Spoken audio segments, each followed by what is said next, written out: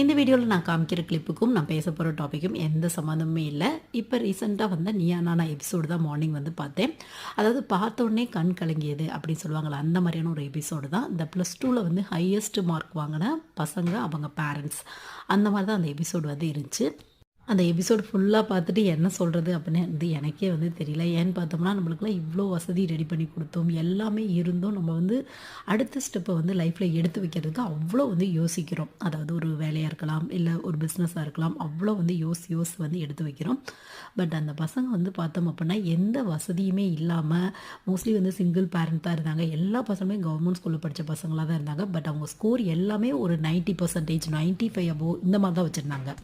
இதில் ஒரு ஆச்சரியம் என்ன அப்படின்னு பார்த்தோம் அப்படின்னா, பசங்க ஹையஸ்ட் மார்க் வாங்கிட்டா லேப்டாப் வேணும், மொபைல் வேணும், பைக் வேணும் அப்படின்னு வந்து கேட்குறாங்க. பட் அந்த பசங்க வந்து சிக்கன் ரைஸ் வேணும், இந்த மாதிரி வந்து ரொம்ப சிம்பிளாக தான் வந்து கேட்டிருந்தாங்க.